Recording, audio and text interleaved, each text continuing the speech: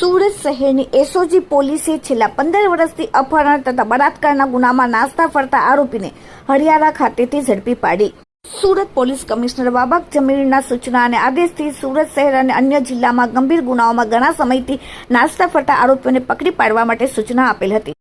જે સૂચનાને અનુસંધાને પીસીબીના પીઆઈ સુવેરા તથા સેકન્ડ ઇન્સ્પેક્ટર એસઆર પટેલની સૂચના અને આદેશથી અન્ય જિલ્લાઓના અલગ અલગ પોલીસ સ્ટેશનમાં નોંધાયેલ ખૂન, લૂંટ, ધાડ, અપહરણ, બળાત્કાર, ચીટિંગ જેવા ગુનાઓમાં નાસ્તા ફરતા આરોપીઓની માહિતી એકઠી કરીને ઘણા સમયથી નાસ્તા ફરતા આરોપીઓને અલગ અલગ તારવીને તેવા આરોપીઓને મૂળ વતનના સરનામે તેમજ તેમના સગા સંબંધીઓની બાબતે તપાસ હાથ ધરીને સંપૂર્ણ માહિતી એકત્રિત કરી અને માહિતીનું એનાલિસિસ કરીને આરોપીઓને ઝડપી પાડવા માટે પીસીબીની અલગ અલગ ટીમો બનાવવામાં આવી અને ટીમો દ્વારા વોન્ટેડ આરોપીઓને ટેકનિકલ સર્વેલન્સ અને હ્યુમન સોર્સિસ દ્વારા તપાસ હાથ ધરવામાં આવી અને આ ગુનામાં નાસ્તા ફરતા આરોપી વિકાસ પરમેશ્વરલાલ પ્રજાપતિ હાલ સિવાય textile sector 27A Faridabad Haryana ખાતે રહેતો હોવાની હકીકત મળતા પીસીબીની ટીમ તાત્કાલિક ત્યાં જઈ અને આરોપી વિકાસ પરમેશ્વરલાલ પ્રજાપતિ મૂળ રહેવાસી લક્ષ્મણગઢ ટાઈ હુકની પાછળ પોલીસ સ્ટેશન થાણા લક્ષ્મણગઢ રાજસ્થાન વાળાને પીસીબી પોલીસે હરિયાણા ખાતેથી ઝડપી લીધી.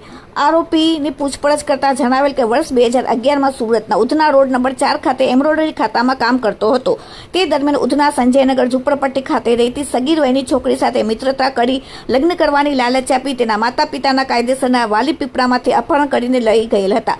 સુરત શહેરમાંથી ભાડેથી મકાન રાખીને સગીર વયની કિશોરીને પોતાની સાથે રાખીને તેની મરજી વિરુદ્ધમાં તેની સાથે શરીર સંબંધ બાંધેલો હતો. તે દરમિયાન સગીર કિશોરીના પિતાએ મારા વિરુદ્ધમાં ઉધના પોલીસ સ્ટેશનમાં ફરિયાદ કરેલ હોવાથી પોલીસ મને શોધતી હતી અને જેથી હું સગીર વયની કિશોરીને ઉધના 3 રસ્તે ખાતે મૂકી ગયેલ અને વતનમાં પોલીસ તપાસમાં આવતી હોવાથી હું જયપુર તથા દિલ્હી ખાતે અલગ અલગ જગ્યાએ રહીને કાપડની મિલોમાં મજૂરી કામ કરતો હોવાની હકીકત જણાવેલ. જે બાબતે ઉધના પોલીસ સ્ટેશનમાં ગુનો નોંધાયેલ હતો જેથી તે નાસ્તો ફરતો હતો.